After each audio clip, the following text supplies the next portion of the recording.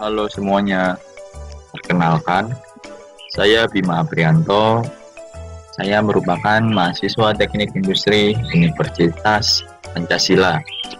Di mana pada video kali ini saya akan membahas tentang Smart City Innovation, di mana pengembangan bisnis engineering dan teknologi industrial automation.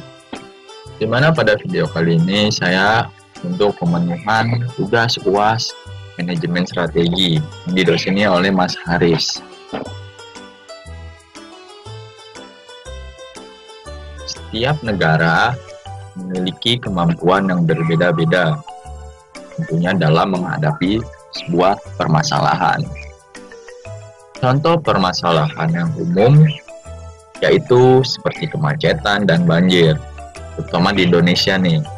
Di Indonesia, terutama Jakarta, macet dan banjir sangatlah suatu masalah di masa lampau.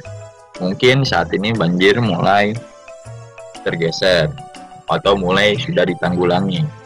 Tapi kemacetan masih tetap terjadi, terutama kondisi penduduk Indonesia yang berada peringkat keempat terbesar di dunia, di mana per orang itu rata-rata mempunyai kendaraan, di mana kondisi jalan dan pusat perkotaan yang masih terpusat di Jakarta membuat Jakarta sangat macet, terutama pada saat jam berangkat kerja dan pulang kerja. Dalam mengatasi masalah ini, teknologi memegang peran penting dengan ikut terlibat yang dikemas dalam konsep Smart City atau kota pintar.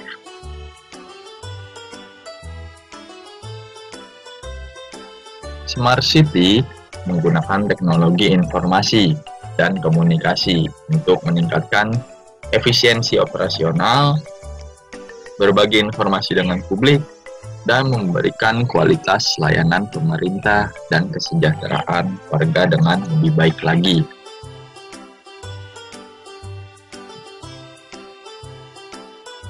Lalu, apa itu Smart City? Tentu perlu ditanyakan mengenai apa itu Smart City. Pada video kali ini kita akan membahas Smart City dulu, di mana Smart City adalah konsep kota cerdas yang mampu mengelola sumber daya yang tersedia secara efektif dan efisien, sehingga masyarakat merasa nyaman, dan bahagia tentunya. Ada beberapa hal penting dalam mengembangkan Smart City tentunya. Yang pertama, tentu manusia. Karena manusia memegang peran penting, karena manusialah yang menciptakan Smart City tersebut. Bukan teknologi dulu, bukan proses dan data, tetapi manusianya sendiri yang tentunya pertama kali merancangkan ide, konsep, dan bagaimana Smart City akan berjalan. Yang kedua adalah manusia. Manusia dibantu oleh teknologi. Teknologi berperan penting tentunya dalam mengembangkan Smart City sendiri, di mana manusia menggunakan teknologi dalam mengembangkannya dengan cara proses. Dengan manusia menggunakan teknologi, maka muncul suatu proses, di mana proses itu nantinya akan menghasilkan data. Data-data inilah yang akhirnya akan diolah dari seperti permasalahan banjir, kemacetan, dan permasalahan kota yang ada.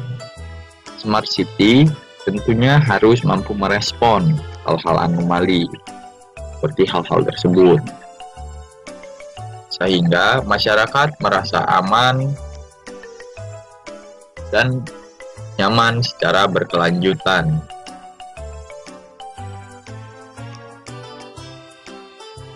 Lalu, apa sih kendala saat mengembangkan kota menjadi Smart City itu?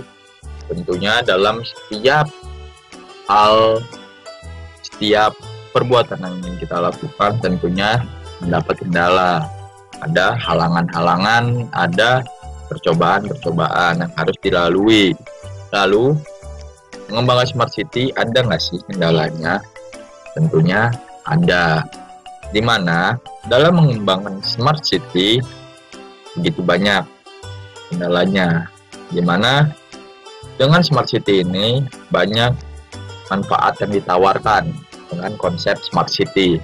Tapi ada pula tantangan yang harus dihadapi sama proses pengembangan suatu kota menjadi smart city atau kota yang pintar. Tantangan ini termasuk pemerintah yang membutuhkan partisipasi dari masyarakat luas, karena tujuan utama dari pembangunan smart city adalah mencari cara agar bisa membangun sebuah ekosistem. Sebenarnya, esensi smart city adalah tentang manusia itu sendiri, di mana konteksnya bisa terhubung dari satu individu, masyarakat luas, bisnis, dan pemerintah, di mana dibutuhkannya kolaborasi dari setiap ekosistem smart city, karena ini bukan hanya tanggung jawab pemerintah, melainkan tanggung jawab seluruh aspek kota agar bisa mewujudkan peningkatan kualitas hidup, di mana tentunya pemerintah adalah pusat, terutama di Indonesia. Tiap daerah memiliki kebijakannya masing-masing. Jadi dengan ekosistem smart city ini, pusat dan daerah itu harus berkolaborasi, karena jika pusat sudah mengatakan ini, daerah pun harus mengikutinya agar ekosistem smart city ini dapat berjalan dengan sempurna, tidak mati saat di daerah. Kemudian proyek smart city juga harus transparan dan bisa diakses oleh masyarakat melalui portal terbuka. Dibutuhkan sistem pengumpulan penyimpanan data yang solid dan aman untuk mencegah terjadinya peretasan atau penyalahgunaan, di mana data smart city juga perlu dibuatkan anonim untuk melindungi privasi. Tentunya seperti yang kita ketahui, zaman sekarang banyak sekali yang dinamakan hacker, di mana hacker-hacker ini ada yang bertujuan baik dan ada yang bertujuan buruk. Dengan adanya smart city, tentunya dengan semua dikondisikan oleh komputer, teknologi akan mudah sekali diretas oleh para hacker dan disalahgunakan, sehingga diperlukanlah privasi dan keamanan yang menjaga keamanan dari smart city ini. Lalu, apa hubungan antara AI dan smart city? Ayo, dengan apa sih hubungan antara AI dan smart city? Lalu ditanyakan ya. Oh iya, sebelumnya, semua materi yang saya bawakan ini merupakan bersumber dari Google, mana seperti yang kita ketahui, dengan perkembangan zaman, Google merupakan sarana yang sangat mendukung atau sangat membantu kita dalam mencari ilmu, informasi, dan lainnya dengan cara yang mudah. Nah, lanjut kita bahas hubungan AI dan smart city. Apa sih AI dan smart city itu hubungannya? Artificial Intelligence atau yang disingkat dengan AI atau AI, ya, di mana AI dan smart city ini saling berhubungan satu sama lain, tentunya dalam menyediakan data, keamanan publik, dan ekosistem lingkungan. Selanjutnya, data tersebut digunakan untuk memprediksi suatu masalah seperti bencana alam dan cuaca ekstrim. Selain itu, AI juga cukup umum digunakan untuk membantu pekerjaan sehari-hari, seperti pengenalan identitas publik. Misalnya, saat kamu ingin mentransfer uang ke orang yang tepat, yaitu menggunakan biometrik yang akurat, seperti ini. Seperti saat kita misal di HP Apple atau iPhone, saat ingin mengirim transfer melalui m-banking, dibutuhkan verifikasi selain PIN, yaitu Face ID, yaitu sensor biometrik wajah Anda. Seperti itu contohnya. Kemudian inilah mengapa sebelumnya disebutkan bahwa teknologi menjadi tools atau enabler.